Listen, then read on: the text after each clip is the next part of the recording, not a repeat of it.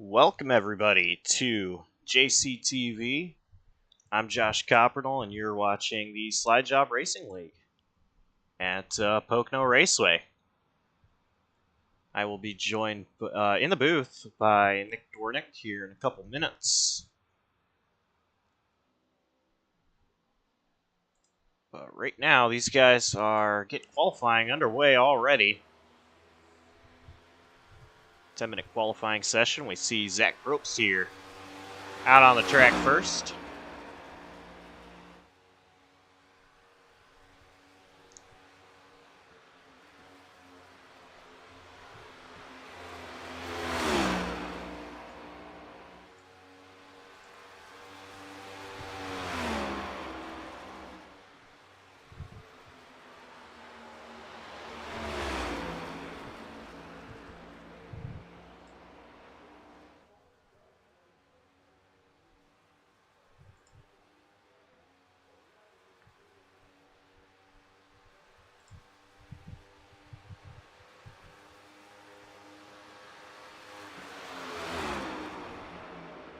Zach Probst going through turn one to start his first lap.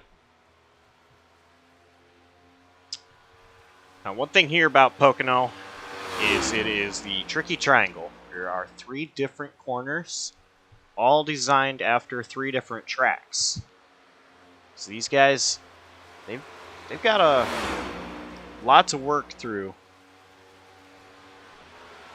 trying to master 3 different corners. But the one that they really need to figure out here is this corner right here that Zach Probst is on, turn 3. Because that sets you for the long straightaway, down the front straightaway to get to the start-finish line. That is where you want to be the fastest, as Zach Probst does go to the top of the board. He's the only one to take a lap so far.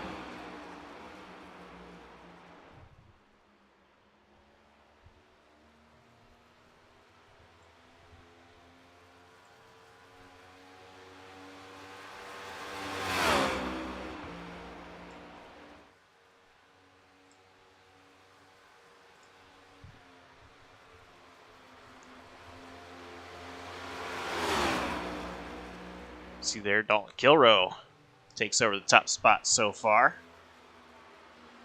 A 54.03 for Dalton Kilroe for his first lap.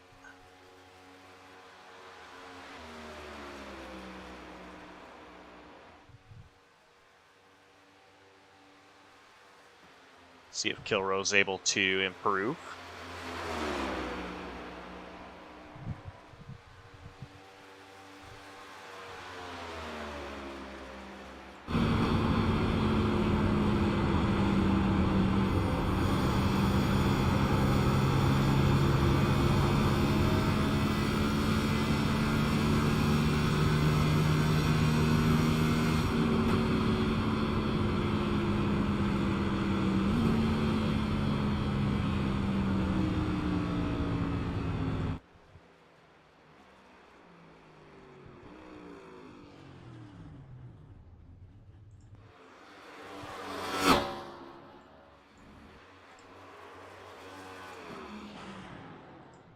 Looks like Austin Magel goes to the top of the board. Takes Toa back to pit road.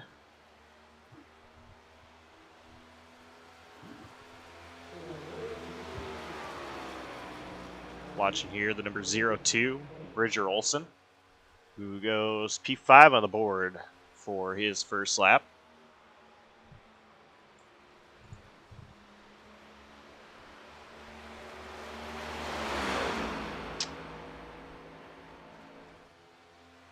So as I mentioned, going to be joined in the booth by Nick Dornick. So Nick, how you doing? I'm doing quite well, JC. How has it been? I'm doing pretty good. Seems that qualifying is definitely kicking off. We're getting a bunch of drivers starting to put in laps now. Brad Lawson on a 55.394, currently holding your last place spot of the fastest qualifiers. Jamie Plord running a 53.973 to put him P2, but at the top of the standing, still Austin McGill holding the front spot.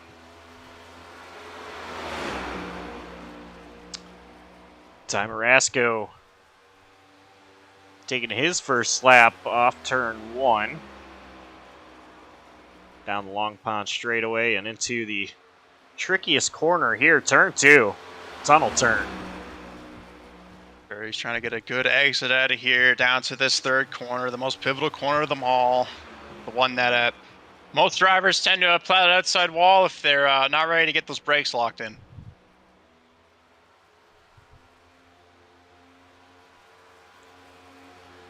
Ty Marasco is going to go to 4th. He's definitely helping out the MF Racing Designs solidify that front row lockout slowly but surely, but it appears they're going to need more pull from their other teammates in order to get up there and take it away from Austin McGill.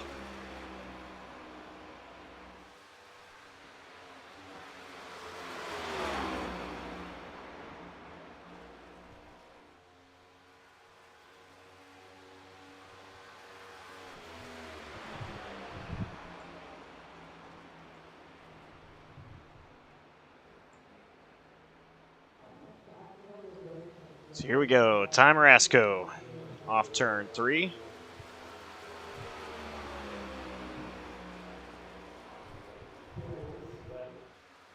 Will not improve his time, or his position at least. Still P4 on the board.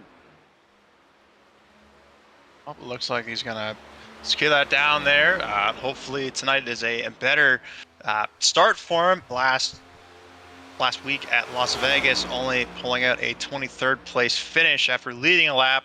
It's hopefully tonight's a better showing for him.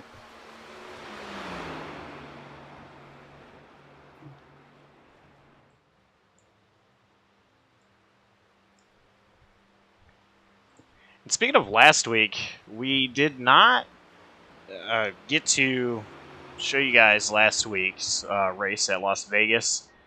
But Derek Paulson took the victory there in Las Vegas. So far, 2 races, 2 different winners. Jacob Locklear taking the win at Daytona, and Derek Paulson at Las Vegas. So here we are, race 3 at Pocono.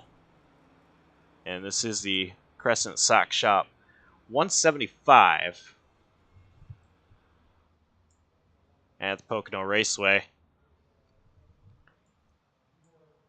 And of course, Crescent Sock Shop, the world's softest socks. It's the home company of the world's softest socks. Like most, we are very proud of our family, and so allow us to share a little with you. Crescent Sock Company was founded in Neoda, Tennessee in 1902 by James L. Byrne and continues to operate today by his great-granddaughters. They are nestled now in the southeast Tennessee, where the conversations are long and the tea is sweet. Of course, if you want to get your socks, go to crescentsockshop.com and use code VEGAS22 for 20% off.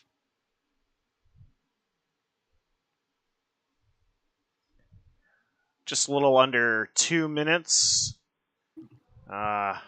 remaining in qualifying. No activity going on right now. So far, as it stands, Austin McGill is the current pole sitter.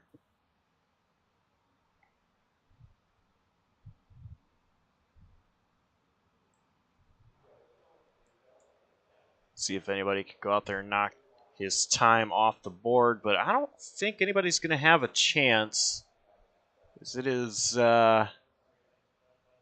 40 seconds remaining, and you need at least 55 to get around the track. So, the way things stand, that number 21 is going to start first.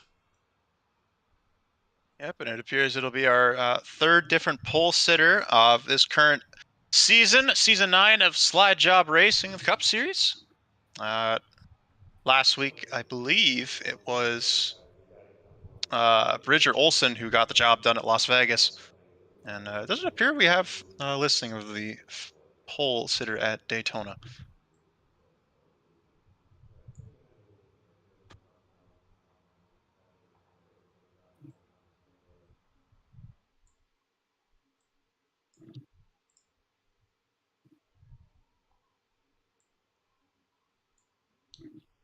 So that concludes qualifying. Let's go ahead and look at our starting lineup.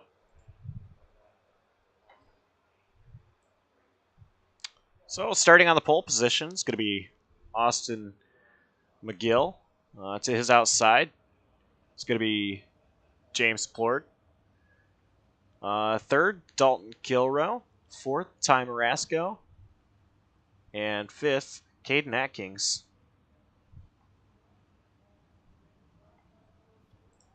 On the third row outside, we got Bridger Olson. Again, that was last week's pole sitter, currently sitting sixth. We got Dane Cruz on the fourth row inside. In seventh, Noah Mayuri. You might recognize that name over in JCTV. He's fourth on the outside. In eighth, Christopher Basinger sitting in ninth, and Zach Amon running 10th. Starting in 11th is going to be Luke Knupp. 12th, Zach Probst. 13th, Derek Paulson. 14th, Caden Garglio. And 15th, Brian Dees. And the number 63 car running 16th is Brad Lawson. 17th, your current points leader, Ben Lacey. 18th is Michael Thorpe Jr. 19th, Michael G. and Minty. And 20th, Nick Ekier.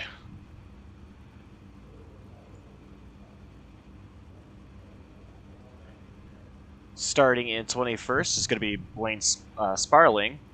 22nd, William Martin. 23rd, Jacob Locklear. 24th, Robert Lukens. 25th, Zachary Warham. And 26th, rounding out the field tonight, is Anthony Marshall. That's right, 26 cars tonight, 70 laps around Pocono for the Crescent Sock Shop 175.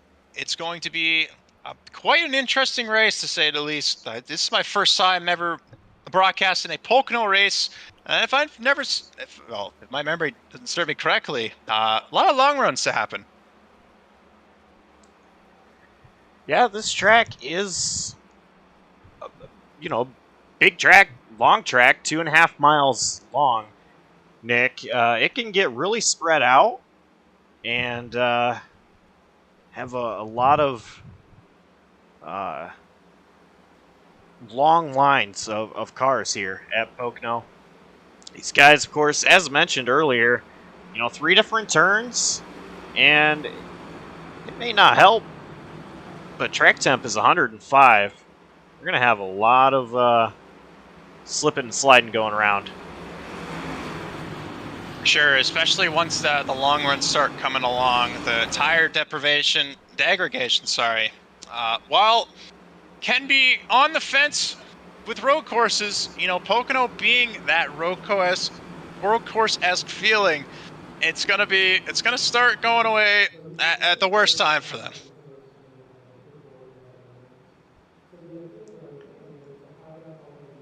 "70 laps, 4 sets of tires in the pits.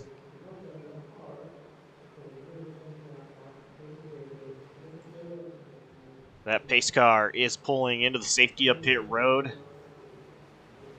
Austin McGill, he's ready to give the green flag. He's on the gas pedal. We are green.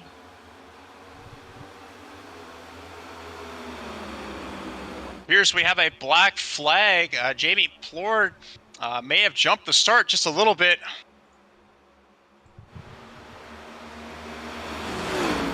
Out the way, Jamie Plord wants to start off their race.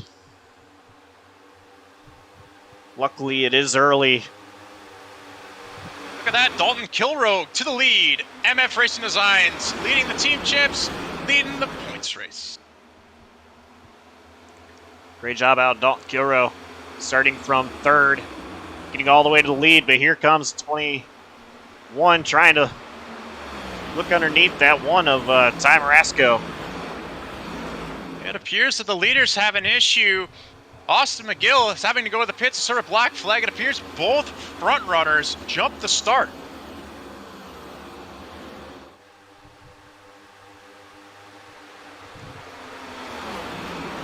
Not the way to start off a race, but it is early.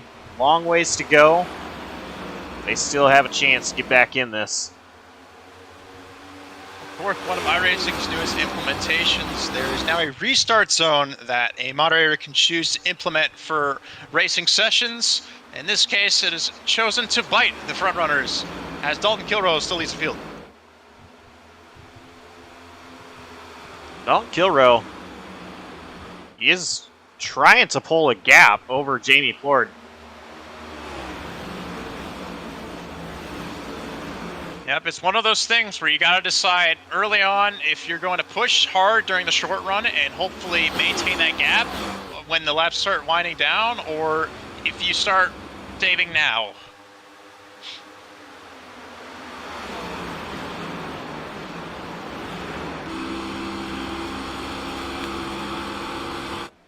Jamie Plord trying a different line there in turn 1. Just trying anything. Towards the back, though. Got a side-by-side battle. Yeah, Caden Gargilo is passing up no? We're falling back just a little bit now. No, it is... I don't even know. 46. Would have been Dan Cruz. There it is.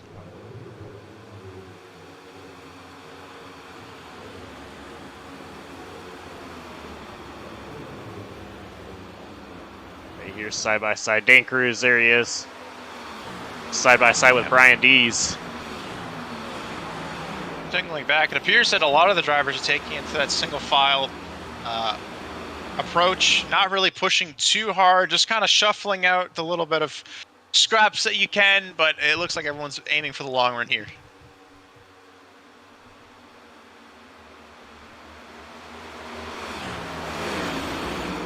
Now, Jamie Plord did come down pit road. So here is Jamie Plord. Still sitting in their pit box. Yeah, tough break for both Austin McGill and Jamie Plord. Both unfortunately getting caught with that jump start penalty. Both are going to go a lap down here. Yeah, Austin McGill is one lap down, currently coming out of turn 3. And Jamie Plord still sitting in pit road. Unfortunately, we have a shuffle of positions. Noah Mayuri and Zach Probst switching for 5th and 6th. Again, they're just kind of following suit with each other, just running that single file line. It's definitely very early on in this race, and they know that tires are going to be a big factor when it comes to that long run.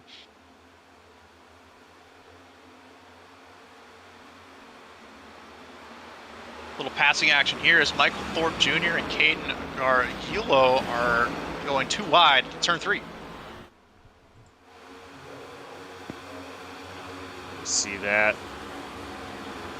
Caden Gargilo just ahead of Michael Thorpe for 10th and 11th. Oh, we got a spin up front. 38's around. Caution is out.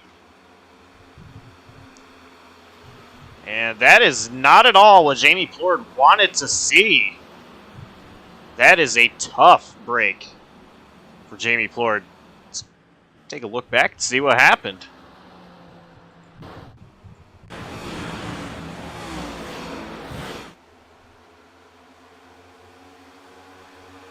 What appears is coming out of pit lane, serving his jump start penalty. Coming out of the pits, running the apron. It appears that the front runners, it looks like Zach Probst had gotten down a little too low. Just clipping the right-hand side, caused him to go around.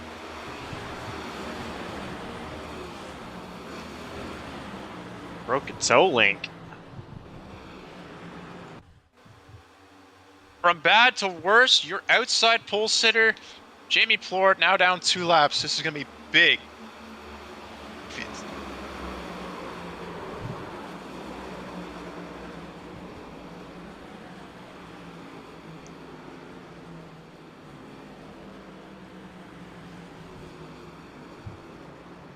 Not at all. What Jamie Plord wanted to have happen. I'm very curious. Zach Probst, he did nothing wrong there. Probst was just, trying to run his line. And it seemed like there was just netcode, which put Probst into Plord to knock out the right rear toe link on that number 38 machine. For sure, it was just a very unfortunate situation to occur there. Of course, Jamie Plord trying to get back going, trying to get as much time as he needs. Was hoping for a caution, just not himself involved in it.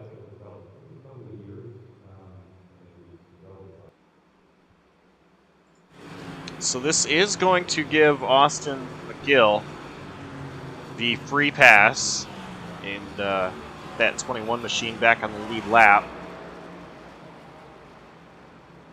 A lot of drivers. We are playing a game of chess, not even a game of chicken in the pit lane, as we see the top, it appears top 2 decided to stay out.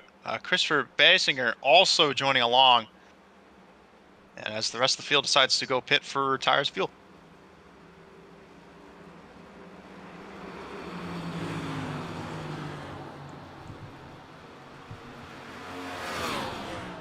It appears that the call for most of these guys is 2 tires, or maybe just no tires and fuel only. For sure, being this early in the run, while it could be beneficial to have those tires, there's still 62 laps to go. There's a lot more that could be happening.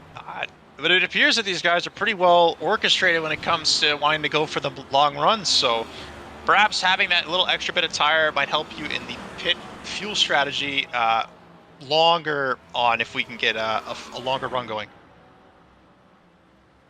Yeah, and these guys only have 70% fuel tank capacity. So what that means is where the NASCAR Cup Series, think about their fuel tank. You take 70% of that. That's what these guys have. So, say a normal, Pocono run. I don't know what a fuel run at Pocono is normally, so I'm just going to say 40 laps. You're only going to be able to run 70% of that before you run out of fuel. So these guys, a lot of them coming down, just getting fuel in their car, allow them to go a little bit further into the race before having to come in and take more fuel. Speaking of someone taking more fuel, it appears we got Zach Amon and the number... Who we got back there? Got another character following him. Zach Amon in for another round of fuel. Number 5 of William Martin also coming in for more fuel.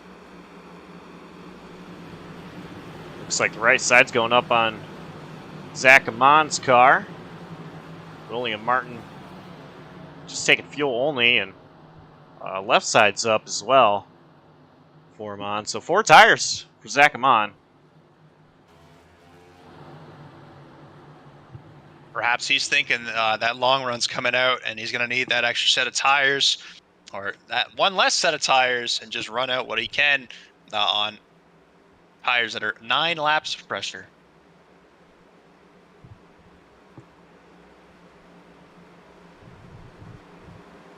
So the field is 2x2. Dalton Kilroe will start from the first position as the control car.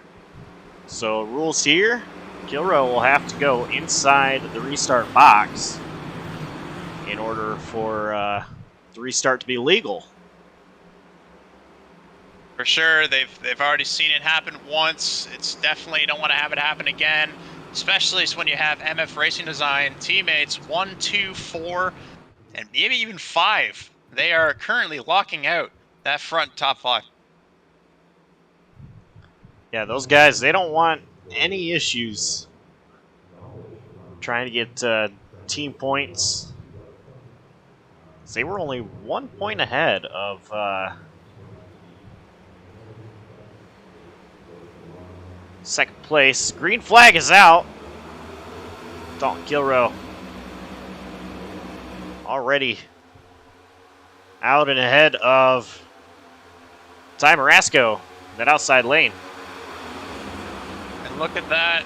Ty Marasco right in front of Brian Dees. He leaves him out a little bit, goes a little wide, and they are running away right now with the 1, 2, 3 spot as they go 3 wide behind.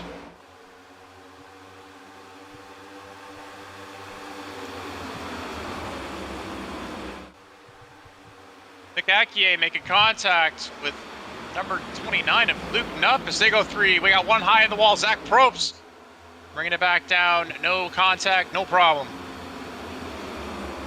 Zach Probst losing a lot of spots here.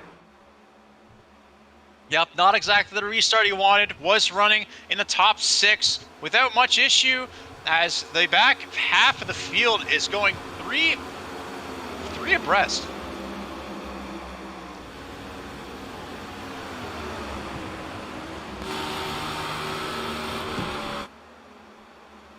See there, Ben Lacey underneath, number 20, Robert Lukens. Robert Lukens running the high line through turn 1. These guys are really racy back here. For sure, they're just trying to sort themselves out. You know, these restarts, it's really crucial that you can get yourself ahead 1, maybe 2 spots so that when it comes to the singling out, you're not having to push your tires more than you have to for the long runs.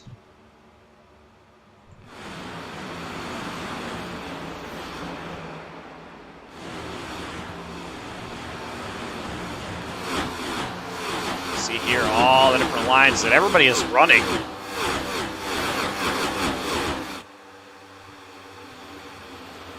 For sure, they're all slowly starting to get back to that single wide approach.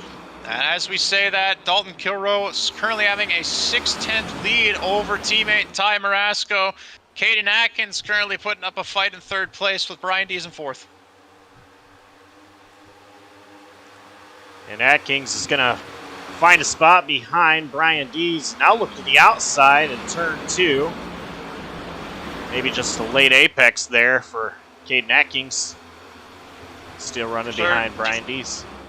For sure, just trying to find a way to cycle in without letting off, especially when you have Noah Mayuri, Christopher Basinger, and Luke Nupp all on your tails. One person to keep a lookout for, of course, is your pole sitter, Austin J. McGill, currently up to 17th after being a lap down. Slowly but surely making his way through the back half of the field.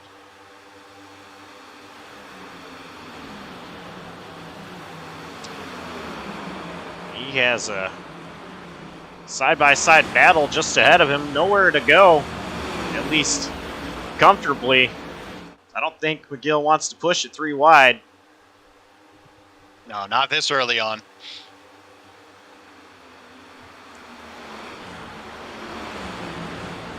Going to be 2 wide going into the tunnel turn. It's hard enough just going by yourself through the tunnel turn. You see sliding there. Keeping it clean though, no major contacts as of yet. You know, it is only lap 13. I'm sure if this was lap 33, maybe we'd probably still be a little bit. 53, a little bit on the fence.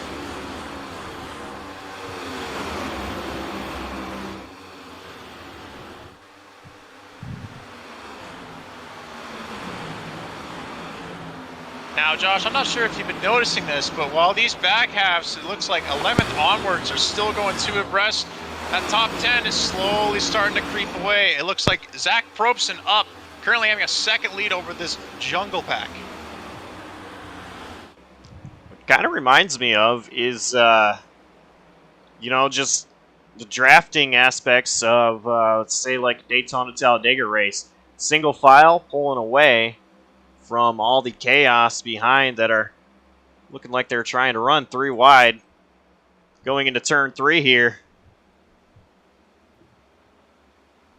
For sure, especially with Pocono not relying purely on nose-to-tail drafting. If you could just get single-filed out and just have almost like a pact in a sense that, you know, you're going to sit comfortable and just ride the way you are, you could slowly start putting that gap onto the other drivers behind you, and then you could start having the battle to yourself. As that gap, the 9th place and up, currently 1.3 seconds back to Ben Lacey, your points leader.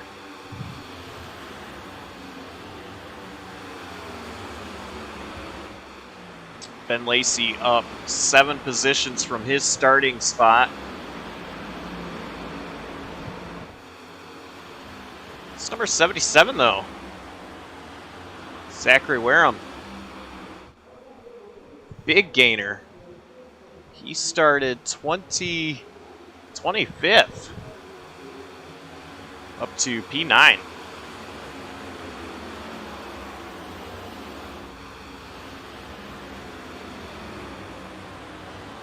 After having a 16 spot gain, Zachary Wareham is running a decently good start to the race after not so great qualifying effort. Anything to bring him up more in the championships, he currently runs 14th. I think Austin McGill just got into the wall a little bit there. 17th, sorry. Oh no. Turn 1.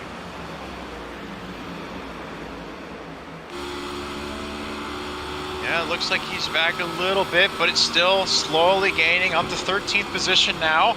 Chasing the other 3 in front of him, Ben Lacey, Michael Thorpe Jr., and Derek Paulson, as they still go 2 wide.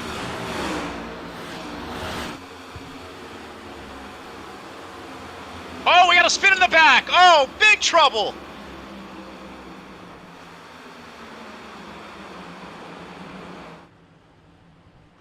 Bridger Olson. And Nick Akie, both involved in that wreck.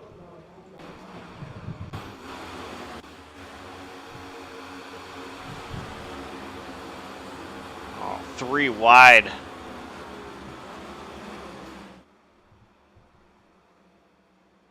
Here's that Brad Lawson just got a little tight out of 4, had nowhere to go, and Nick Akie was the unfortunate culprit, spinning across the nose.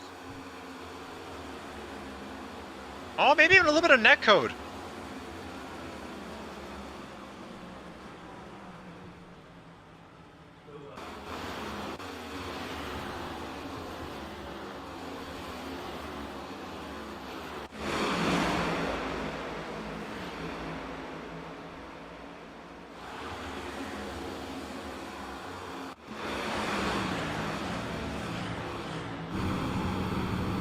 It's right on board here with Brad Lawson.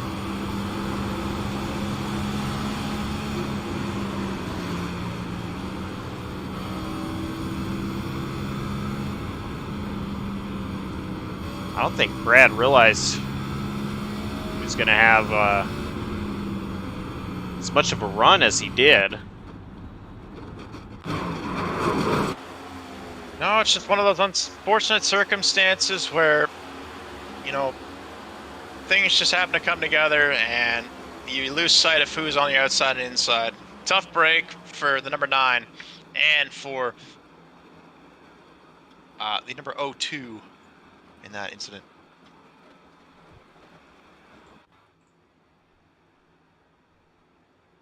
Now, while there is tough breaks in the back, it does bring the field back up to Dalton Kilroll, which during that run got to just about a 2-second gap.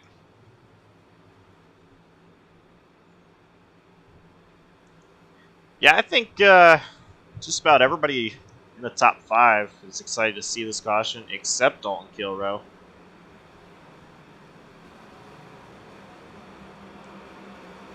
So they're all going to come down pit lane. Yep, there was a time to start coming down pit lane. It would be now. Dalton Kilrow is going to be fortunate that caution isn't in between fuel cycles, and luckily the whole field's going to cycle on behind him.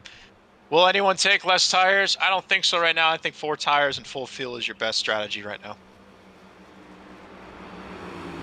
Looks like Brasco might have slid through his box. And back up a little bit. But it does appear 4 tires is the call here. So I believe the 6 machine of Derek Paulson is going to be the first one out.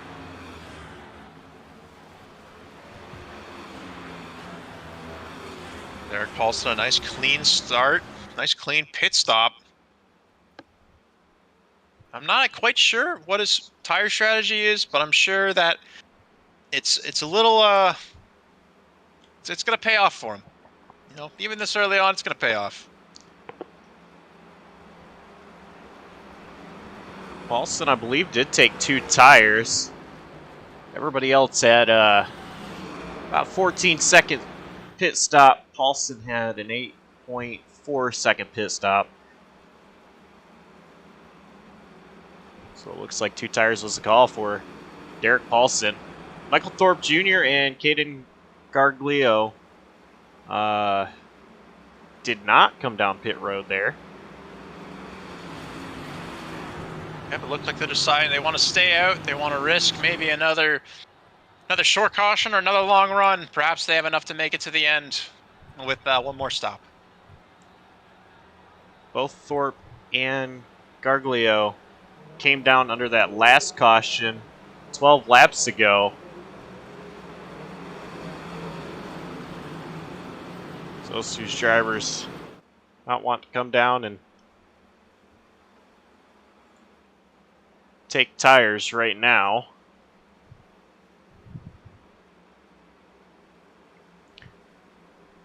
It appears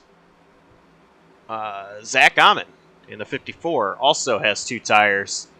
Dalton Kilrow, first one on 4 fresh tires. The 3rd car on the inside lane.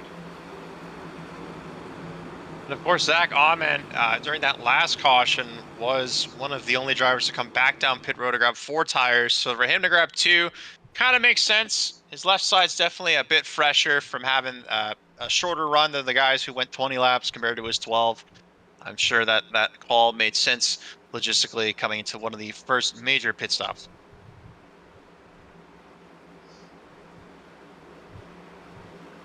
So here we go. This is going to be interesting, Nick. Seeing these different strategies between the first 3 rows. This track, it's been known for its wild restarts. How much of the track do you think they use? On the restarts, it's a better question to be asked is what part do they not use? That answer, hopefully, the apron. Gonna go green with 50 laps to go in the Crescent Sock Shop. 175 here at Pocono Raceway in the Slide Jawb Racing League. Of course, front row lockout for GGA Amsoil Dynasty of Michael Thorpe Jr. and Caden Garglio as they lead us off to the restart. Here we go inside the restart zone. Big stack up on the bottom lane towards the middle of the pack. And I believe that is Noah Mayuri who pulls down to the inside lane.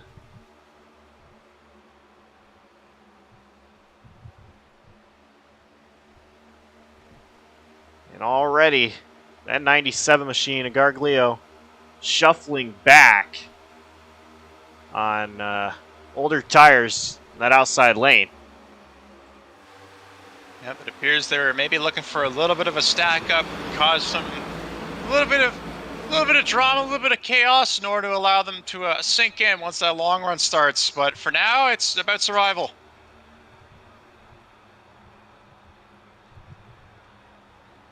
Side by side, Derek Paulson and Zach Amon. Amon to the outside, Paulson inside. Kilrow nowhere to go. Looks like he wanted to try to make a pass on the outside, but couldn't do that. Kilrow all over the back bumper of Paulson. Of course, and Michael Thorpe Jr., while his one teammate slowly faded, Garglio currently sitting 5th, Thorpe still holding the lead. Caden Atkins jumps down low, trying to get around these cars with 2 tires, and they're going to contact between Paulson and Kilrow. Yep, Kilrow definitely not playing nice, trying to get his way back up, maintaining that lead that he had so confidently in those first 20 laps. Kilrow struggling on the bottom here. Oh, contact. Caden Atkins making slight contact with that wall. And enter Zach Probst into the picture, going to try to take it 3 wide. Kilrow goes down to the block. Probst takes it anyway. They're going to be 2 wide going into turn 1. Probst may have gotten the apron just a little bit. Loosen up his car, still to the inside of Kilrow. And Noah Mayuri is in striking distance. Here we have a battle for the lead. Paulson to the inside of Thorpe. Caden Atkins pushing. A huge contact! Michael Thorpe Jr. is smacked into the wall. We stay green. That tough break for Michael Thorpe. Contact into the tunnel turn. Plowed right into the right side. I think his day is done. Heavy damage on that number 34 machine.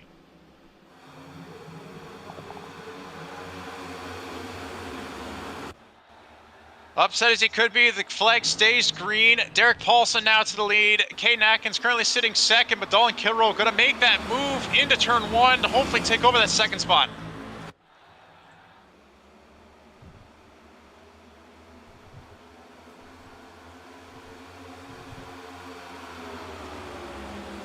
Side by side, Dalton Kilrow to the inside of Caden Atkins. Zach Probst trying to help his teammate. Caden Atkins 2 wide through the tunnel turn.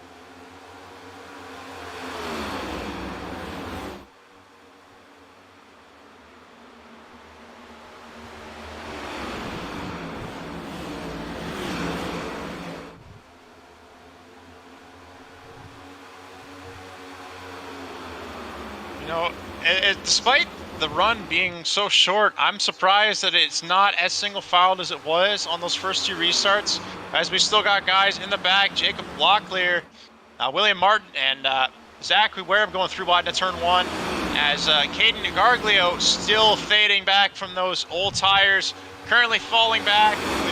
Might even be a connection issue as well. He's currently outside the top 10, almost outside the top 15. Caden Atkins looking at the inside of Derek Paulson. While that's all been going on, Dalton Kilrow back to the front. Kilrow in the most comfortable position he has been all race long. Meanwhile, Paulson lost second place. Paulson has one to the inside. That's number 62, Zach Probst. Try and take that 3rd spot from Paulson. Zach Probst definitely the tightest of entries into turn 1 out of the current front runners. Speaking of front runners, Austin J. McGill currently cracked into the top 10. Great job out of McGill. Working his way back up through the field. He's definitely going to want the pack up front to be bunching up a little bit more, as he's been slowly making his way up since that penalty on lap 1.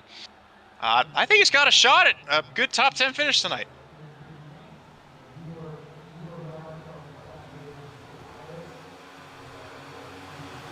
So Nick, we were talking a little bit about teammates in points.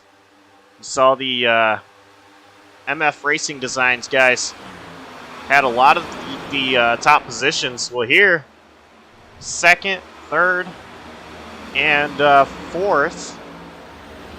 Those are all peak performance guys who were only 1 point out from the team championship to the MF Racing Designs guys. Sure, that's definitely going to have big implications early on. Not quite sure about the format, but all I've known as team drivers, the more people you can stack up front, the better it can be.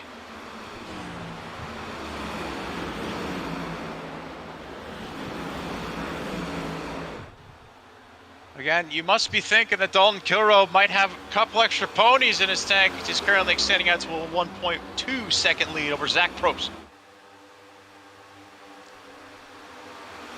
Great battle we have going on right here.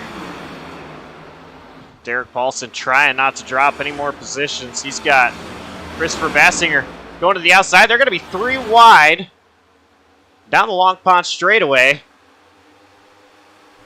Bassinger clears. Marasco outside of Paulson.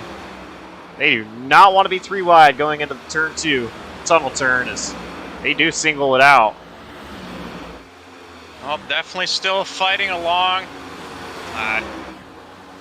It's surprising, again, how much they want to be fighting as Austin J. McGill currently in 9th, fighting for each of those spots. Maybe he's trying to get those front runners to battle back as he gets pushed all the way down to the apron, down the front stretch.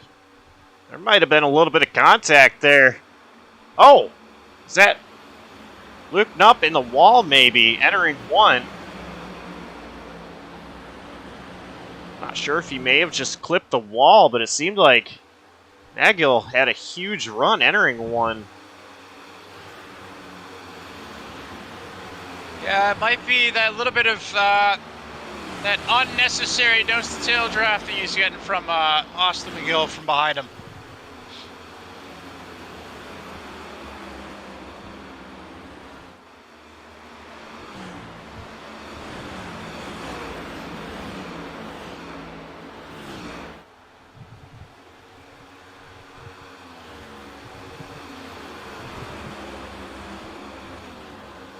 Appears the field is slowly getting back to that single file routine that we were once accustomed to seeing.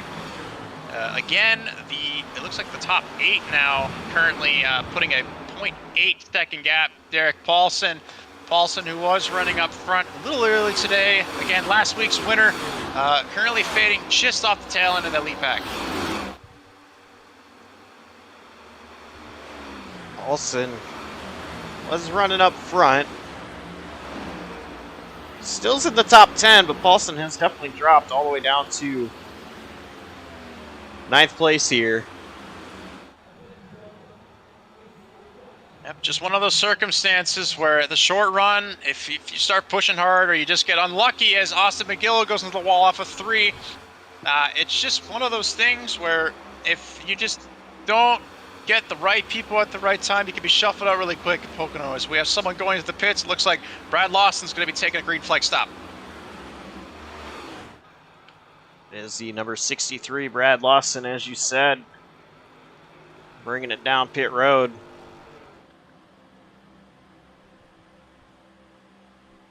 See if this is a scheduled stop. He was just down pit road 12 laps ago, and seems like maybe issues entering his pit box. It looks like his night might be ending early. Might have gotten in some contact with the wall. Car looks a little beat up, but you know at Pocono, it's not too uncommon to see a car with a couple battle scars.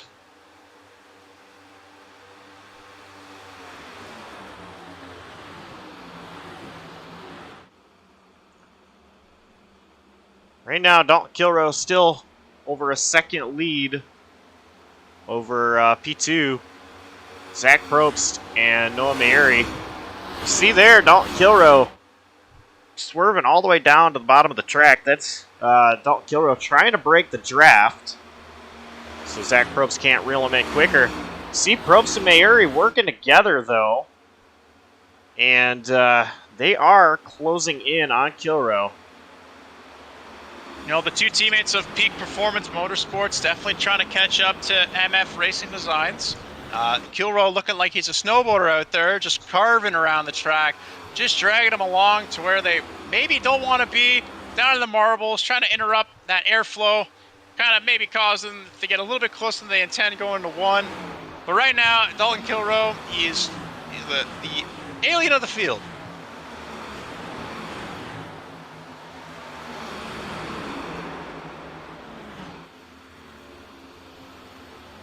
Notice there might have been some contact in the back. Appears It sounds everybody. like Ben Lacey might have had a little bit of contact going to your current points leader. Doesn't look too serious.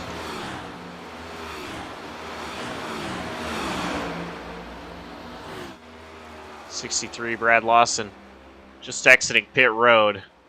Lawson is 2 laps down.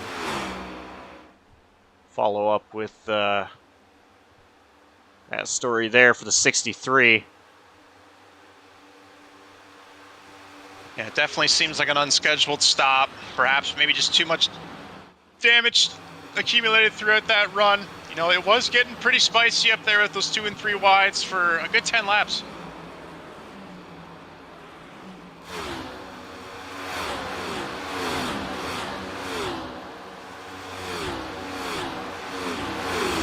Here we see Ben Lacey trying to get around William Martin and Jacob Locklear.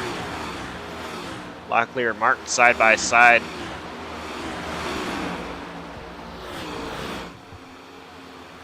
Ben Lacey going to the outside of Locklear.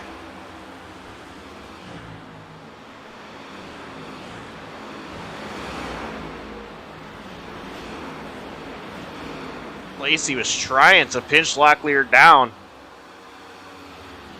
That was real tight off turn 3. Sure, as they still go side by side into 1. You kind of seem to wonder, will Ben Lacey just let him slide in? No, he's going to send it in deep.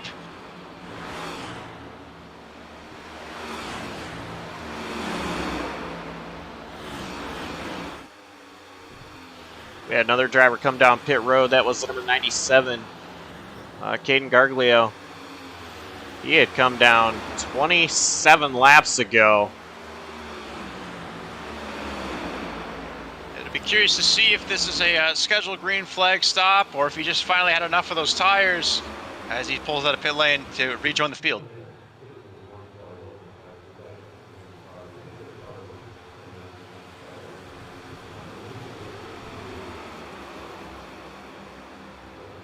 Bassinger and Marasco have caught up to Caden Atkins,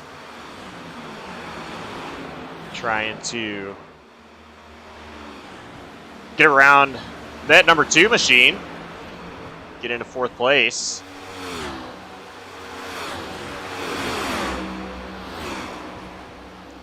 See there just ahead, that is the 97 exiting pit road. Caden Garglio. Oh, big into the wall. Contact into the wall.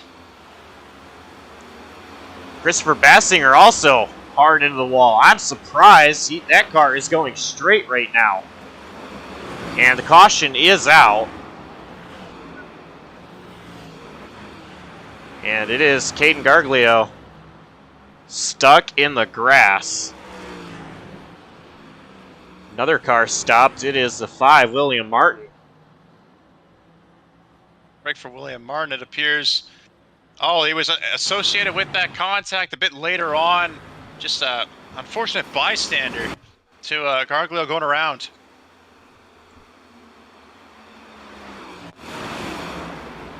Let's see what happened. So, Caden Garglio was in the wall.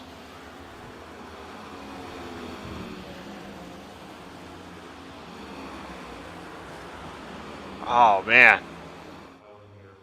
So it seemed like these guys were going to be able to stay green. Garglio, then his car took a hard right into that outside wall, and that caused more chaos.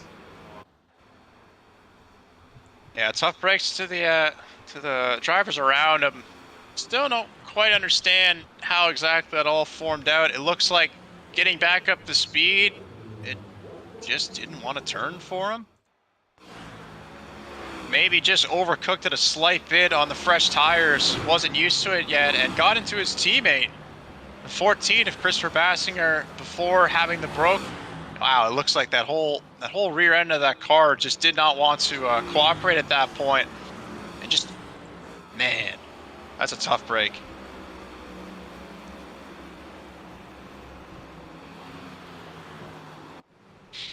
As they all lead back down to the pits, it is Dalton Kilroy going to be leading the field. down for another major pit stop. Definitely fuel and tires, I would think. Yeah, I think here, just past halfway, these guys also last came down 20 laps ago. I did the math. With 4 sets of tires and the race length, they could go about 18 laps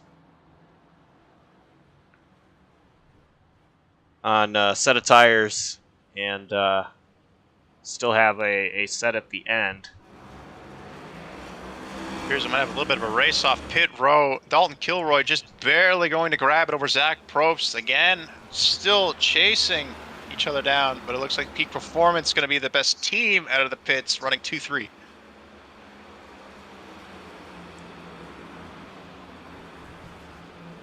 And does not appear that any driver did stay out there. Everybody did come down pit road. See the 0-2 up there. That is Bridger Olson, already several laps down. Taking the old wave around. Yeah, and actually Bridger Olson had just come out of pit road as well. I had noticed just before that. So Olson already has 4 fresh tires, so he is going to take the wave around and get at least one of his laps back. He was 19 laps down. This is going to put him 18 laps down.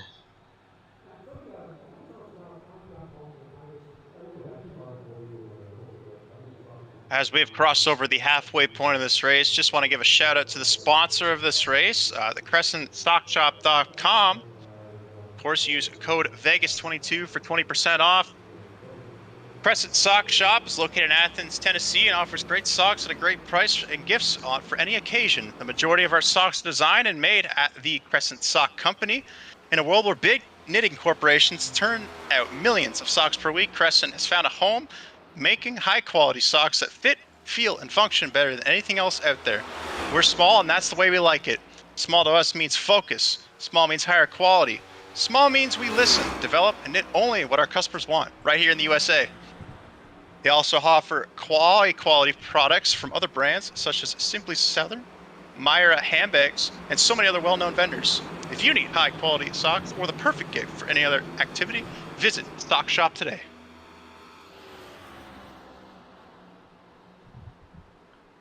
Field lined up 2 by 2. We're going to go back green with 31 laps to go in the Crescent Sock Shop 175 at Pocono Raceway.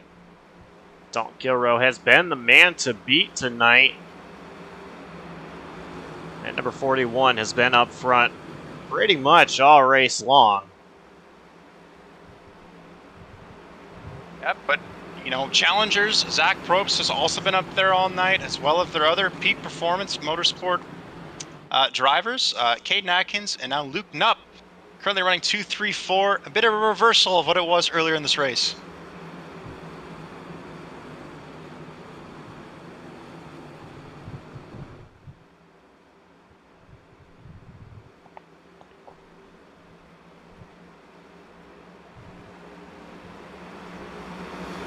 Now, one thing I don't think we actually picked up before we get going for this green flag. Austin J. McGill currently down in the pits. It appears that his run back to the front of his penalty has finally got back to him as we go for green flag racing. Dalton Kilroy with a great restart. Caden Atkins and Zach Probst going to be side by side entering 1. Zach Probst's going to have the advantage going into 1 with the push of Luke Knupp. And your points leader, Ben Lacey, now running in top 5. Ben Lacey slowly working his way up to the front. Great run out of that 7 machine. Get up here. It's the top 5. Single filed out already. Zach Probst trying to keep that number 41 within striking distance. That's definitely one thing that these drivers have been trying to do, but haven't been able to succeed yet, is what is Dalton running differently, and why can't I exactly keep up with him quite yet as he tries to break the draft once again all the way down to the inside.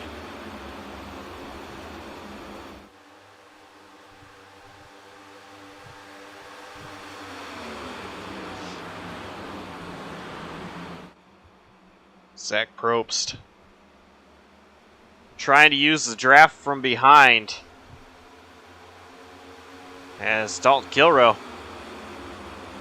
once again going all the way down to the bottom. Now Zach Probst, I noticed he didn't get a very good run off turn 1.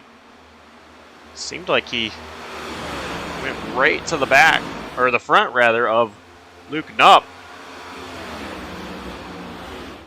Sure, I think he's trying to get some of that draft, try to keep some of his teammates back up so that they can fight with numbers if they manage to hold on to the pace of Dalton Kilroy, as Caden Atkins gets a little bit of the wall at a 3, but they're slowly starting to piece with them, slowly trying to put it together, the 3 of them. Hopefully they can put something together to start taking laps off of Dalton Kilroy. Riding on board here with Zach Probst. See, Probst did pull down on the front straightaway. Does not pull down on the Long Pond straightaway. Yeah, I think that's one of those places where you could decide if you want to try and chase that draft, but with turn 2 being so pivotal of having a great line into it, if you pull down and sacrifice your entry there, you might just lose more time than trying to gain with Dalton trying to break the draft. Look at Probst, he is trying to stay in the draft of Dalton Kilrow.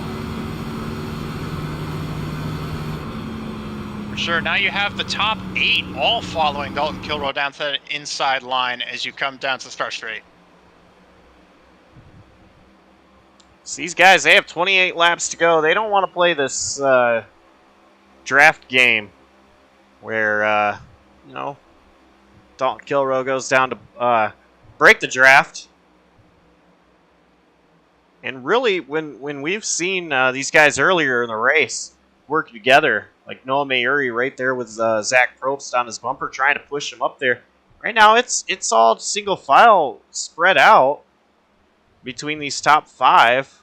I say that, and Caden Atkins gets to the back of Luke Knupp there, but look at that, all the top 5 drivers all the way down to the apron. And you can see that it's starting to work as well, as the top 5 currently have a second gap over Jacob Locklear, your current leader of the second group.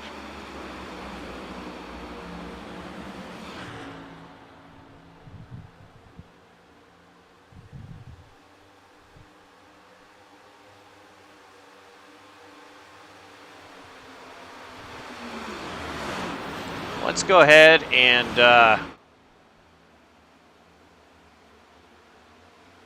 go to Turn It Up segment.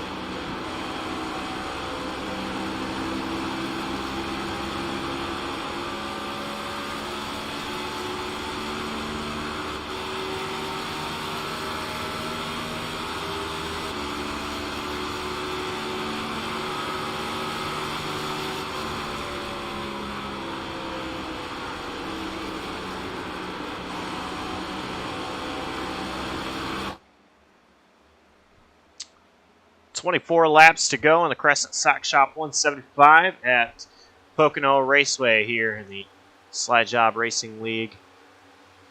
Dalton Kilrow, your current leader. Zach Probst, though, not allowing Kilrow to pull away. Probst staying within striking distance and really running him down slowly, but he's getting there. They're coming. 23 laps to go at the line at the tricky triangle. Yeah, speaking of not letting him run away, Ben Lacey is currently up to 4th position, your current points leader, trying to keep that points lead that he currently has. Currently 8 points to race leader Dalton Kilroy's separation between the two. Ben Lacey has been faster than Luke Knupp.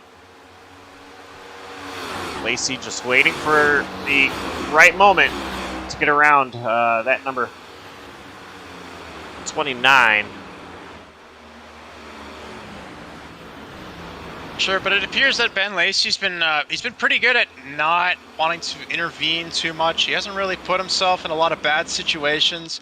Kind of let the race played out. Of course, we've had that unfortunate situation with Caden Gargio that brought up that most recent caution that may have taken out some of the people he would have had to get by. But, you know, nonetheless, 17th start to a 4th place current run, you know, plus 13. I'll take that any day.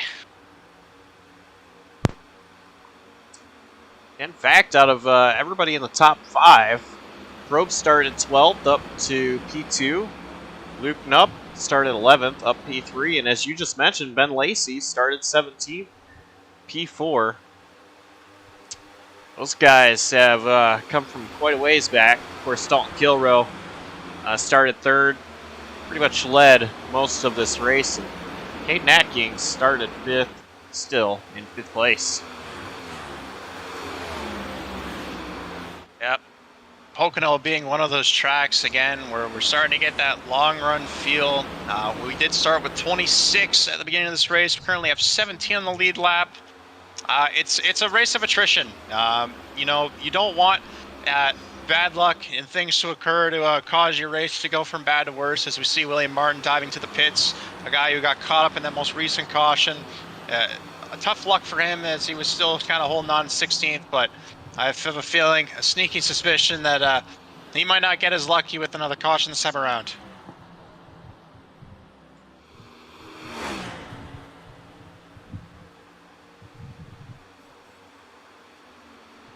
Zach Probst is as close as anybody has been to Dalton Kilrow while under green flag.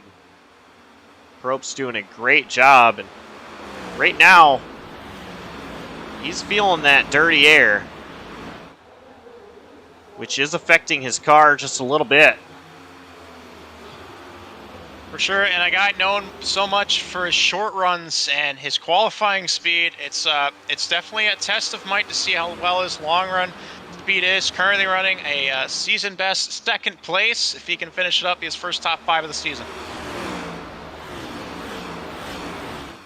Yeah, to go on a little bit more about Zach Probst, I not only is he really good at qualifying, you know, we know him as a qualifying guy, more of short runs as well. But also, when I think Zach Probst, I think short tracks. This is by far nowhere near a short track. Now, I know Probst knows how to get it done on any kind of a surface, but I think short tracks are Probst's places to shine. But right here, he doesn't need a short track. He's getting it done on this 2.5 mile triangle. Hey, maybe in his mind, this is nothing but a short triangle. Name one other triangle we go to. Oh, you know, I can't. There's not another triangle that these guys go to, but I'm trying to think what the track was. It was a long time ago. I don't believe it was the Cup Series that went there. No, unless we're hinting at dog legs, I can't particularly think of one on the fly. I'm sure the Wikipedia page will be flying at some point to find that answer for you. You know, we come to the point in the race where, you know, the long run's truly starting to come out. Dalton Kilroy getting back to 7th, 10th, the gap to the lead. Luke Nump deciding, I'm tired of weaving. We're just going to hold it straight. Currently sitting 3rd in front of Ben Lacey.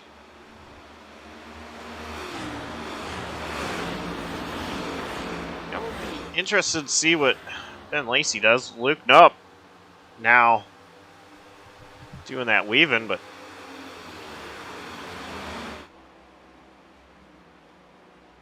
we have a side-by-side battle. And it's going to be the 17, Brian Dees, trying to get around Jacob Locklear. Yep, Jacob Locklear, another heavy contender currently early on. You know, this is only race 3 of the season right now, but Jacob Locklear currently sitting 4th in the point standings. Having a slightly better day than Noah Mayuri. Looks like he will jump him in the standings, as it appears that we're starting to see some green flag stop action going on. Yeah, Zach Probst, great opportunity here. And this will cut this run in half. Say last came down 17 laps ago. There's 17 laps to go. I like the strategy here out of Zach Probst. Yep, it looks like he's going to lead off that green flag stop. I believe we saw Anthony Marshall come down last lap. He's been running a little bit further in the back, but it might have been the first green flag pit stop starter to cut this run in half and finish up on their last legs. Zach Amman, the other driver, to come down pit road there, and here comes Dalton Kilroy. I was curious if Kilroy was going to take the move as well. And Ben Lacey, Caden Atkins, Derek Paulson, all coming down pit road as well. Yep, and I like what Peak Performance Motorsports has kind of got going on. They had a driver go a lap before everyone. They had a driver go with someone, and now they have looks to have another driver going after the run. 3 different strategies, maybe 3 different results. So here we go. Here's Zach Probst. Already up to full speed. And easily going to be ahead.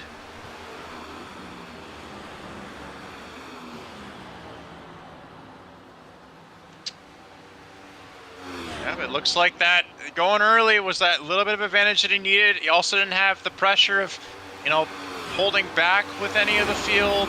Not have to worry about anyone off pit exit. It looks like he's going to have that small advantage. Dalton Kilroy and Ben Lacey coming out side by side with each other, currently running 2-3. Here's the one thing Zach Probst does not want to see, and that is these guys here, nose to tail, because Probst has no drafting help.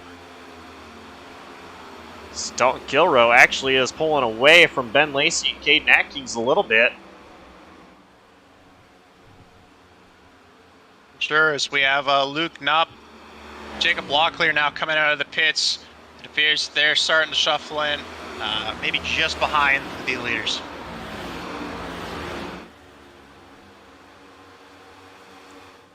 Currently, Brian Dees is the leader. Has not come down to pit roads yet. Brian Dees, Robert Lukens, Blaine Sparling, Dane Cruz, Noah Mayuri. Top 5 have not come down. Yep, and that's definitely not a group that isn't prone to fighting. I was seeing just the last lap. They're going 3 wide into 3. They're definitely not done settling up there. No one's quite ready to give up those positions when they go into the last pit stops.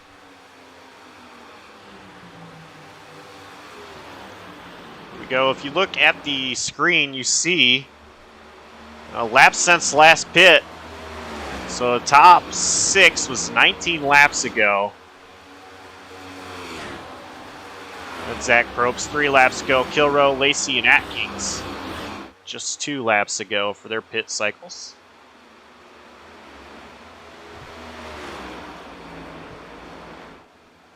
Yep, it appears that Pocono, again, you know, once you start producing those long runs, you're allowing strategy to start coming into play. And for the guys who cut it directly down the middle, I think that they might have had the right call. The guys who went a little late are going to have that tire advantage if they so choose for a little bit of a run up, especially if the guys who pit early start running a little bit of traffic. So here we go. This is not the current lead, but this will be the battle for the lead once it all cycles through.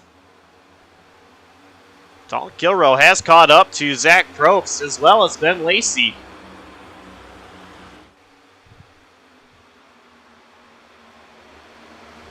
Once these guys get to the line, it will be 12 laps to go for them. There are 3 different drivers, 3 different implications. All 3 of them are currently in the top 10 in points. Probst currently the farthest down in 8th. Dalton Kilrow currently running 5th. And of course, Benjamin Lacey, your points leader. All 3, it looks like they, you know, all want to go for that win. There's no going to be settling. It's going to be a fight to the end. Ben Lacey challenging Kilrow a little bit there, entering turn 1. Lacey didn't want to make a move. Zach Probst trying to break the draft. It will be a 4-horse battle. As just behind Ben Lacey is Caden Atkins. Caden Atkins, he could pounce on something if these guys start to tangle a little bit. Yep, that other Peak Performance Motors car, of course, coming to the aid of Zach Probst if he could just wrangle him in there a little bit. The other 2, Ben Lacey and Dalton Kilrow, currently no teammates to support them, so they can't really fall back, so they're forced to move forward. Lap car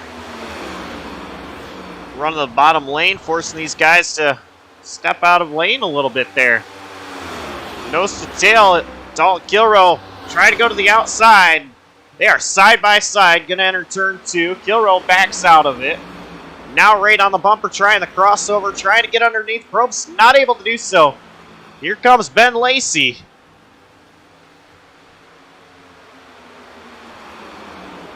No moves yet, as we're just under 10 to go, heading to 9 to go. It's going to be interesting as we see that backpack just there. Caden Atkins currently dealing with that lap car, but you know the rest of the group isn't quite out, or isn't quite far out of reach if they start stacking it up with each other. It's definitely not a 3-horse race thoroughly.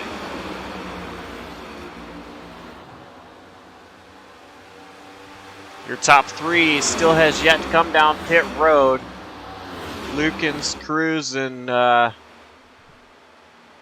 Minty. But here we go, side by side. Dalton Kilrow to the inside of Zach Probst. Ben Lacey looking to make it 3 wide. He's not going to do it. Kilrow around Probst. Lacey had to back out. Oh, and hard into the wall is Caden Atkins. Yep, definitely a little bit of pushing there. Ben Lacey gave the nudge. I think he was trying to push clear of Dalton and himself around Zach Probst so that they'd both be able to take advantage. Only be able to push one, had to back out. Nearly wadded it up with Caden Atkins right behind him, almost taking advantage.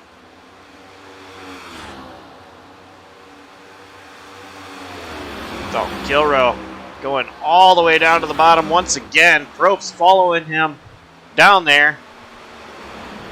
Ben Lacey stayed up near the wall. Caden Atkins right on the bumper of Ben Lacey. And Peak Performance Motorsports, running 2-4. I know that, oh, Caden hard into the wall again. He's definitely pushing it, trying to get that extra position to help out his teammate make that last charge. But again, I think Dalton got away when he needed to, as Ben Lacey's going to have a run into one. Zach Probst's going to try to pinch Lacey down.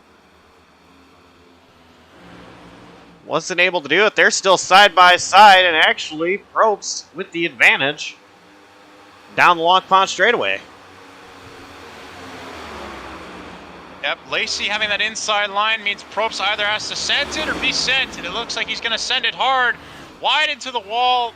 Caden Atkins still there to support his teammate, but Ben Lacey's still going to have that inside line for 3, as Probst will have to concede.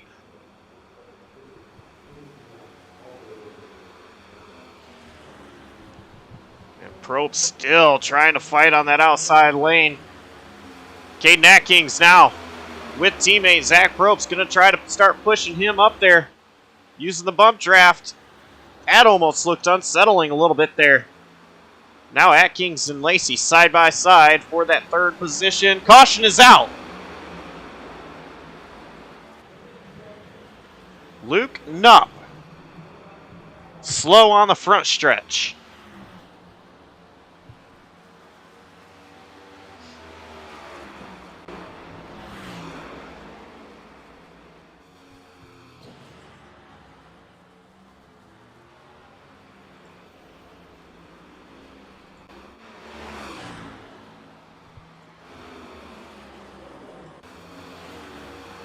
Seemed like it was such a strange incidence of events going into turn 3.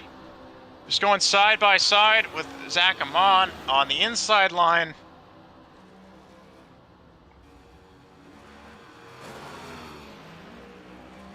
Wondering was Luke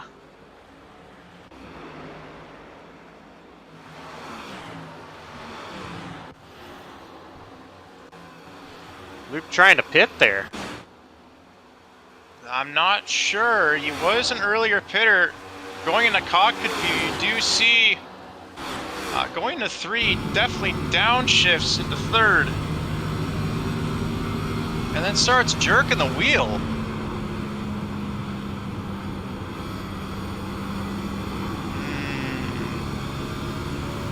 Race control is not going to like that, I don't think. Might have had some foul play on our hands.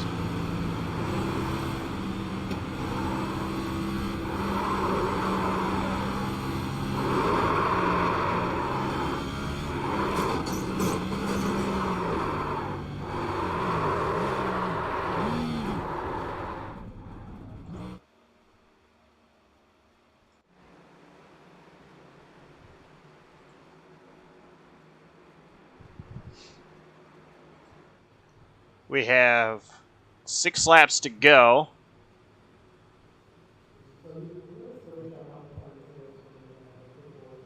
Wondering if anybody has any tires left.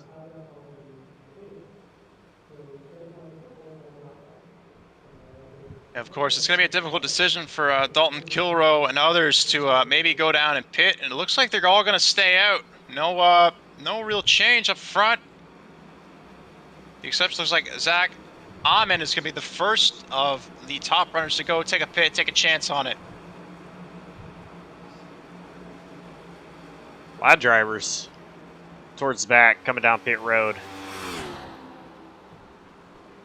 For sure, it's definitely your best chance, especially with that short run going into 1 and 2. If you can have those fresh tires to stick in, it's going to be going to give you that quite the advantage, quite the run from the back half. I wouldn't be surprised if we get some 3, maybe even 4 wide action on this. Hopefully, potentially, last restart. Oh, it appears we have a little bit of an incident coming out of pit lane. Luke Knupp and Zach Ahmed getting a bit together. Zach might have just veered it a little bit left coming out, trying to get that fast stomp. Josh, I think we got a little bit of a situation on our hands.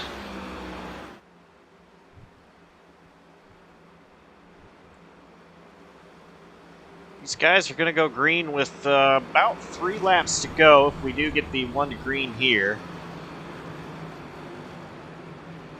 This is going to be a very intense finish.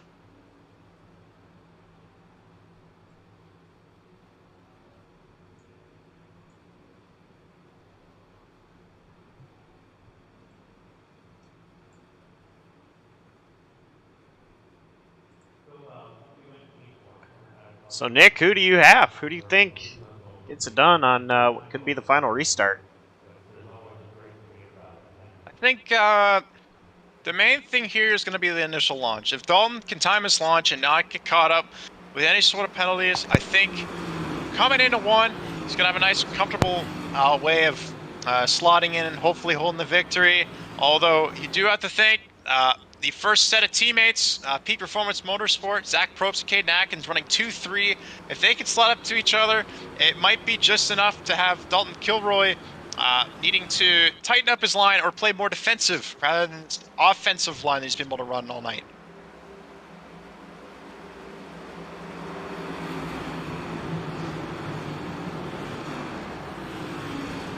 So lights on the pace car are off. We are 2 by 2.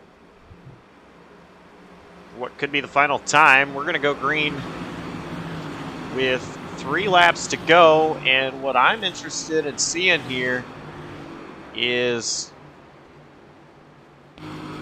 8th on back did come down pit road. Do they have the fresh tires that they need? Brian D's going to be the first one with fresh tires, potentially.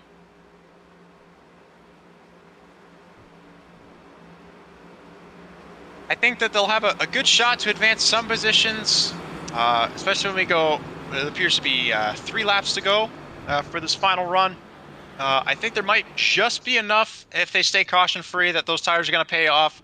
If another caution comes out, I definitely think that they are the ones with the advantage.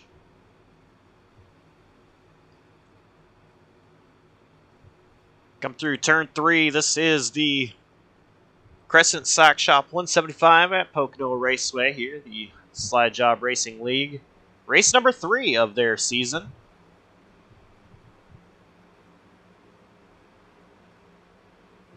Pace car is going to make its way down pit road.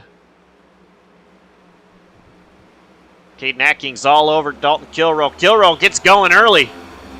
Great jump out of that 41. That was just the start he needed, just enough to secure away Ben Lacey, pushing Zach Probst right to the bumper of Dalton Kilroy into turn 1. Zach Probst with a huge run into turn 1, had to slow it up. This is going to cost him a lot as now Caden Atkins to the inside of that 62. Look at Ben Lacey making a run all the way down to the apron. Yep, he definitely got shunted a little bit by Caden Atkins. Is going to fall down a couple of positions. Going into 2, Lacey does shuffle back just outside of the top 5. Look at all this 3 wide action going on. Meanwhile, Derek Paulson has got his way into the top 3. 2 laps to go. Ski for the points implications, Derek Paulson currently ahead of Ben Lacey. I believe that would put him into the lead of the point standings at the end of this race. Look at Noah Mary. He was one that had fresher tires. Mary trying to make a move. Going to be super loose off turn 1. Now to the inside of Caden Atkins. Abby slowly making his way up, currently being the biggest push up the field so far with those taking the fresh tires. We have a little bit of a spin. He saves it. Oh, they're going 4-5 wide. We're spinning the back. Ben Lacey is involved. Caution is out. Wow, William Martin just avoiding extra contact there at the end. Heavy damage on Zach Amon's machine. We will see a green-white checkered, but let's rewatch what happened here. It all starts with Ben Lacey getting contact, pushing up into Caden Atkins. Atkins hitting the wall, having to come back down. At this point, there's just nowhere to go for anyone else. Too many cars in too little of a spot.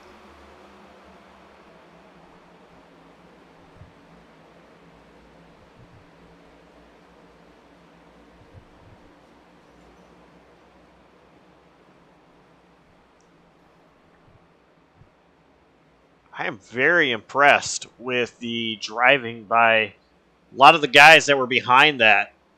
It looked like a lot of a bigger one than what it actually was. Great awareness by everybody else. It is very unfortunate for the drivers involved. Yep. Toughest break for number 54, Zach Ahmed, as he has left the session now. Definitely was running pretty hot with those 4 new tires, and for him to have the worst luck of it all, just unfortunate.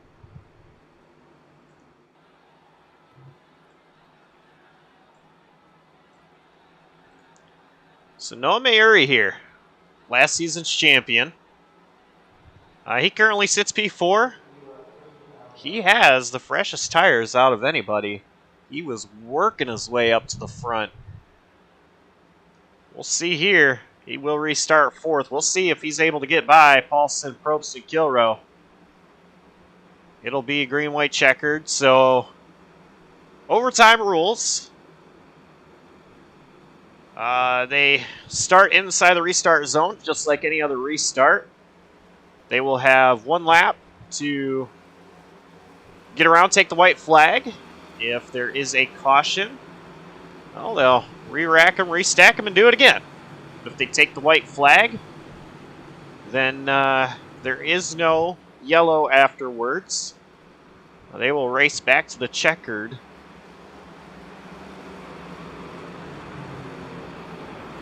Noah Mayuri in the best position possible with his tires. Try to steal this win away from Dalton Kilrow.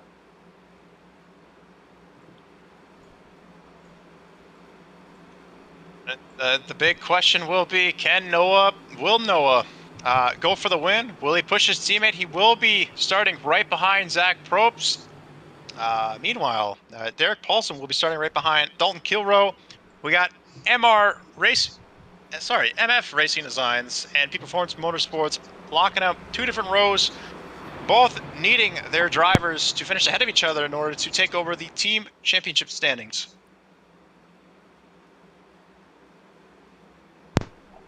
That's going to be interesting. Kilrow and Paulson will have the inside. Probst and Mayuri will have the outside.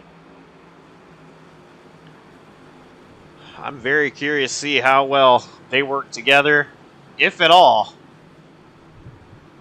going from the restart zone all the way down to turn 1.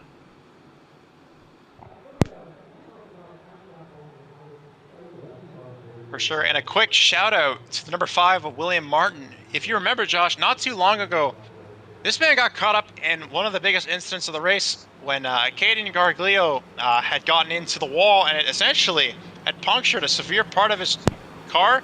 Currently running 11th place. Great job there for William Martin. And, of course, just barely squeaking by under the caution, or the accident for which we're under caution right now. For sure. I believe if he can get into the top 10 of any sorts, it'll be a good day to salvage for him. Back up front, 2x2.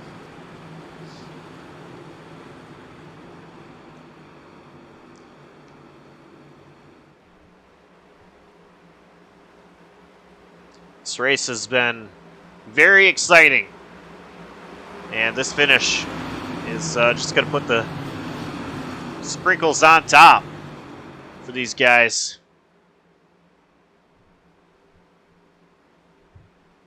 Noah Mayuri, last season's champion once again. Of course, going to restart in 4th position with the freshest tires. Is Mayuri able to steal the win away?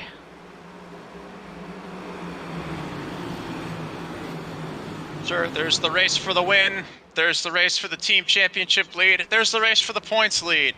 All 3 can be changed right now.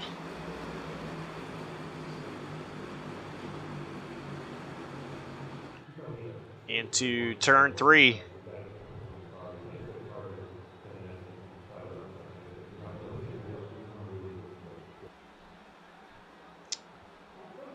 We're going to go overtime. 2 laps to go. That pace car makes its way to the safety of pit road. Dalton Kilrow. He gets a great jump. That outside lane did not get going.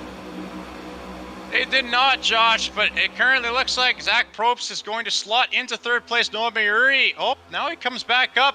They're going to run single file into turn 1.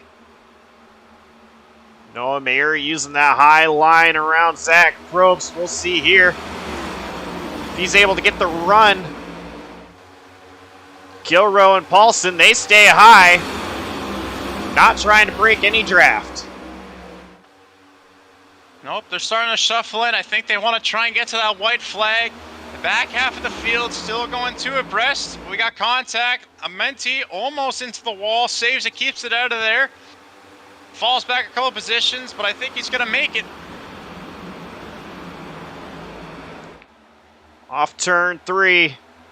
Kilrow just wants to get that white flag. He's going to get it. White flag one more time around Pocono Raceway. And here comes Noah Mayuri looking to the inside of Derek Paulson going into turn 1. He's not going to make it. Noah Mayuri rather instead tries to go to the outside. Gonna try and push those 4 fresh tires over Paulson and Kilroy sets. No, to no avail at the moment. Noah Mayuri couldn't make a move into 1. He's got only really one great opportunity to do so, as he doesn't want to try to put a pass in turn 2. They're wrecking behind. We stay here for the lead. Through turn 3 for the final time. Dalton Kilrow. Noah Mayuri is going to make a push for P2. Looks like he's going to grab it there. Just clears. They spin and wreck in turn 3. Caden Atkins is around, spinning as we cross the line. Dalton Kilroy is your winner. And big carnage behind.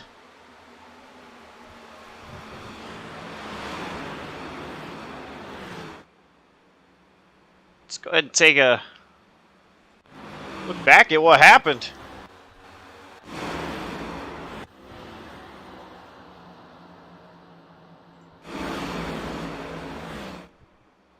Looks like Probst just got loose there on the apron and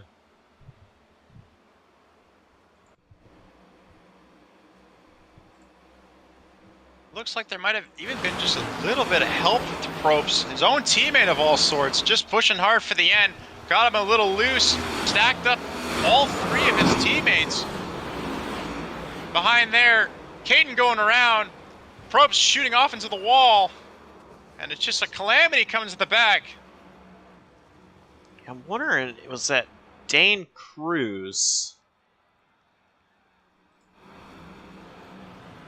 that might have gotten into Zach Probst? Looks like it might have been Dane Cruz.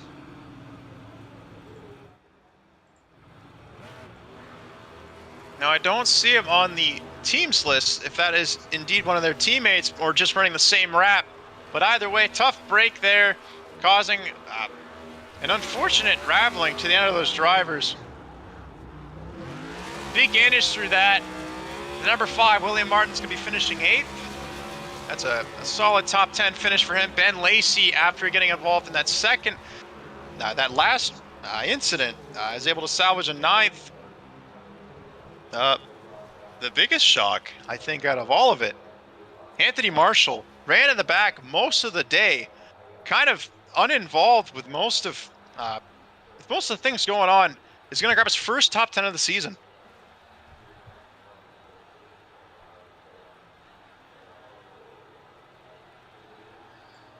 Let's go ahead and run down our finishing order really quickly before we get into interviews. Dalton Kilrow, of course, your race winner. Noah Mayuri, P2. Luke Knupp, P3. Derek Paulson finishing P4. And Brian Dees finishing P5. At 6th, we got number 59 of Blaine Sparling. At 7th, we got Dane Cruz. 8th place, as we mentioned, we got William Martin, Ben Lacey in P9, and Anthony Marshall finishing out the top 10. Robert Lukens finishing P11, P12 to Michael Aminti. Zachary Warham in 13th. Caden Atkins 14th. And Zach Probst bringing it home in 15th place. 16th, finishing one lap down, Jacob Locklear. 17th, Brad Lawson. 18th, Zach Ahmed. 19th, going to be Ty Marasco. And finishing in 20th, it will be Christopher Bassinger. Bridger Olson finishes 21st. Austin McGill, tonight's pole sitter, finishing 22nd. 23rd, Caden Garglio. Michael Thorpe Jr., 24th. Nick Akie, 25th. And Jamie Plord finishing in 26th.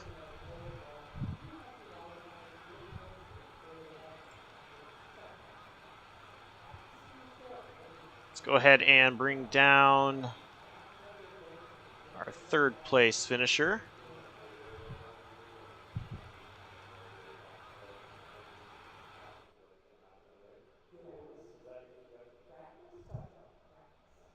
Who I do not see.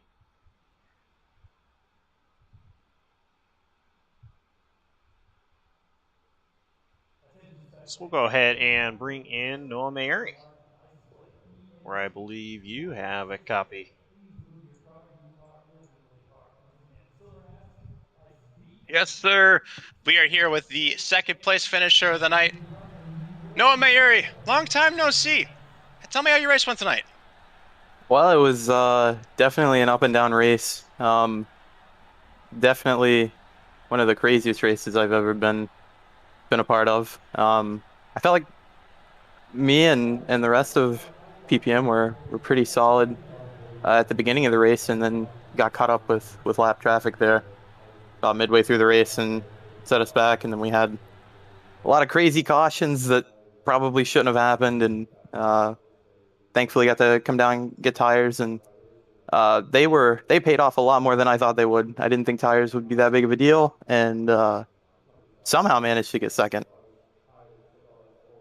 With the green-white checker coming out and you grabbing 4 tires, you elevate yourself into second in the race and second in the points. While Dalton Kilroy might have been the class of the field, what do you feel you can do going into next week's race to hopefully stack some points against him? Yeah, we're going to Phoenix next week, and I've always enjoyed Phoenix as a track, so hopefully that translates. I haven't done too many races in the next gen in general, and I think 1 or 2 in the next gen at Phoenix. So definitely looking forward to it. This is probably the best start to the season I've had in a really long time in Slide Jawb. So yeah, I the confidence is definitely there, and definitely looking forward to next week. Your short run speed is definitely something to look at throughout this race. Who gets it done for you? Yeah, just want to say thank you to all my teammates at PPM. We had some extras in today. That Dane has participated in Slide Jawb for several seasons before this one, and Luke was new tonight. But want to thank all of those guys, everybody at Next Racing, our sister team, V-Speed, Glitch Energy, just everybody that supports Peak Performance Motorsports, all the admins at Slide Jawb Racing League, and also want to thank you guys for broadcasting tonight. Thank you for stopping by. Noah Mayeri, your second place finisher tonight in the Crescent Sock Shop 175.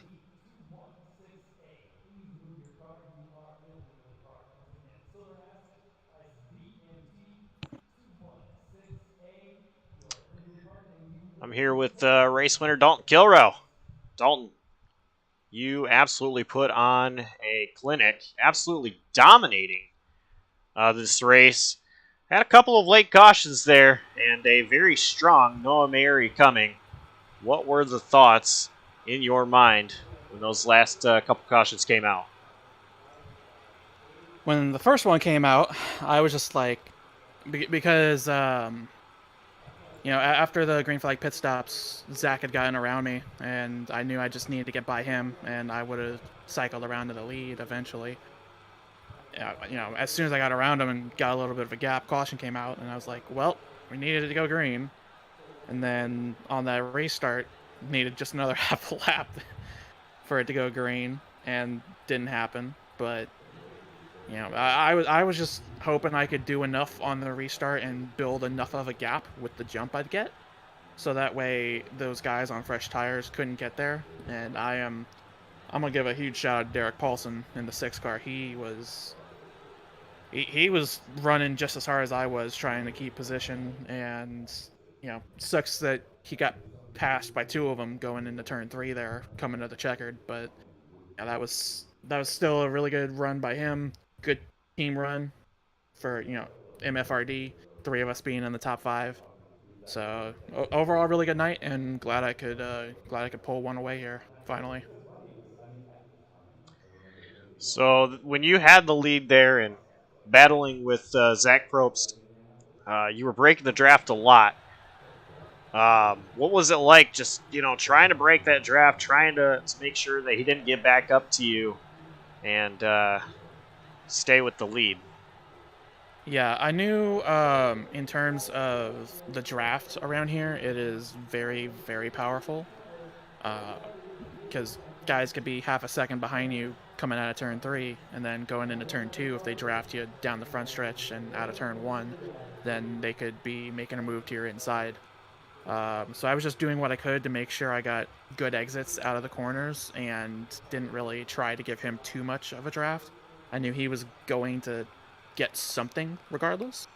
But I knew eventually, as the tires started to wear, and I noticed it just before he actually pit for his green flag stop at the end there, he would start to kind of push tight on exit, like tighter than the car normally was, because as we ran around here, that right front was wearing so bad it was gonna be tough to keep the right front on it regardless. But I knew he was kind of burning it up just a little bit, and I knew if I could just keep him away from me enough, then he'd burn it a little bit trying to stay with me, and would just fall off further.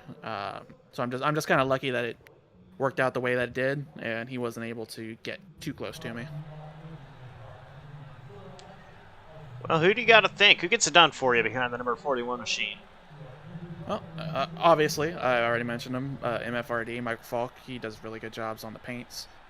He does all of our team's paints, quite a few others in multiple leagues we run, so he's the man. I got to thank Daddy-O's Barbershop. God, I'm just blinking right now. My head is hurting. I'm still recovering from a brain surgery. What doctors label it brain surgery, and I wasn't even sure I was gonna race tonight with how bad my neck's hurting. I'm glad I did, but yeah, I'm just forgetting a lot of stuff right now. So if I forgot anybody, I'm sorry, but yeah, that's all I can think of off the top of my head right now. Well, wish you a speedy recovery and congrats on the win. Thank you. And that was race winner Dalton Kilrow. I've caught up with Luke Nupp as well. So, hey Luke, how you doing? Doing good. How about you? Doing pretty good. Third place run tonight. Really strong run towards the end of the race. Or all race long, really. Got past there in the last corner. So, Noah Mary, he had the fresher tires.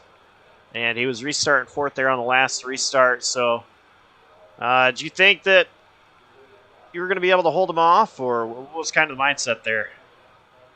I mean, I brought out that caution, unfortunately. Terrible mistake by my part. And it kind of screwed up that whole run. So, unfortunately, I feel bad about that. So, first off, I want to apologize to the league for that. Just dumb move. So, I apologize for that. Never want to do that. But no, this V-Speed Camry was fast all night. Made my first start, one-off start tonight, along with Dane Cruz. Thanks to PPM for bringing me out. But no, we ran strong all night, up inside the top 10 pretty much, and then got up to the top 5 there and was running strong and third, and then pitted too late and then overshot my box. So just kind of messed up there, and then you know, that caution, unfortunately, I got some more damage. But pit for freshies and restarted 11th, and I somehow sneaked through that last wreck and put myself in 8th, and I was like, oh, I'll just chill, you know, maybe get a top 5, and then didn't realize so many people in front of me had less fresh tires, and just pushed and got to 4th behind Noah, and then he dive bombed in there, and we both snuck by. Forget who it was, but no, solid run, and looking forward to it. All right. Well, who you got to thank? Who gets it done for you? I gotta thank Peak Performance Motorsports, the whole team, Caden, Dane, Blaine, everyone. Thank you guys, and then Red Sim Design for this awesome scheme. B Speed, Shinado Shine, Impact Race Gear, BTDY, Glitch Energy, everyone who supports us. Thank you. All right. Congrats on the 3rd place finish, and let you go up there talk with your team. Appreciate it. And that was Luke Nupp, 3rd place finisher. Nick, I believe you have somebody. Yes, I had to go quick into the field to go and grab him. But we have tonight we have 10th place finisher Anthony Marshall. Anthony, I needed to bring you in here because your night, for the most part, was very quiet. You sat mostly in the back all night, and you know, through thick and thin, a top 10 finish, your first one of the season. Walk us through it.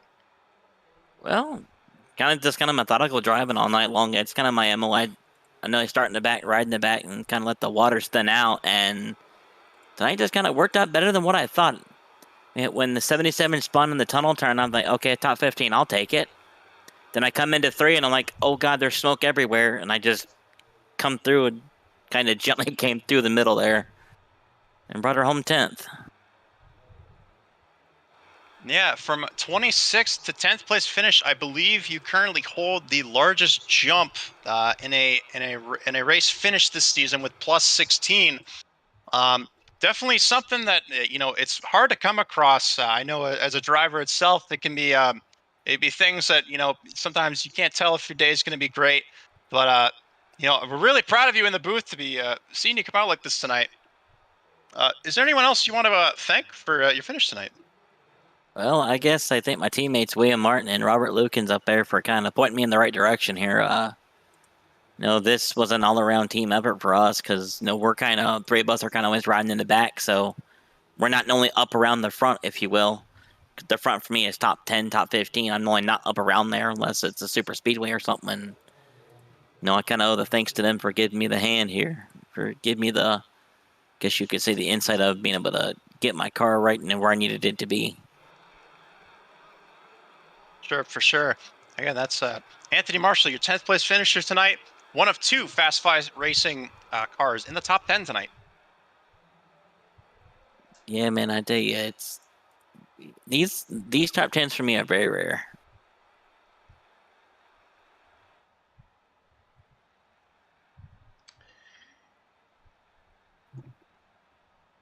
Well, Nick, what a great race we saw tonight. Pocono is, you know, they call it the tricky triangle for a reason. And these drivers, they definitely felt that, felt the tricky triangle reach out a couple of times. Well, give us your final thoughts of this race. I think it had a lot of everything. You know, we were able to get that long green flag run at the end with for those who made it, as well as we got a lot of team racing action. It was nice to see the contrast between Peak Performance Motors and Motorsports and MF Racing Designs kind of all be clasped together. Definitely the 2 teams to beat, especially tonight. Also in the standings, as they currently are still running 1-2. As well as seeing some drivers trying to take down Dalton Kilroy tonight. And there was, you know, it's nice to see it's nice to see that the contrast everywhere. All in all, it was a good race. We look forward to Phoenix next week. A little bit of a short track, if you want to call it a short track. It is a mile, but it does drive like a short track with heavy braking and flatter track as well. Looking forward to that one. Tune in next week. That's going to do it here at Pocono Raceway. Big thanks to Nick Dwornik for joining me in the booth. Crescent Sock Shop for sponsoring this race. Everybody behind the scenes for the Slide Jawb Racing League, all the drivers, and all the fans. Thank you. Tune in next week. Stay safe. Take care.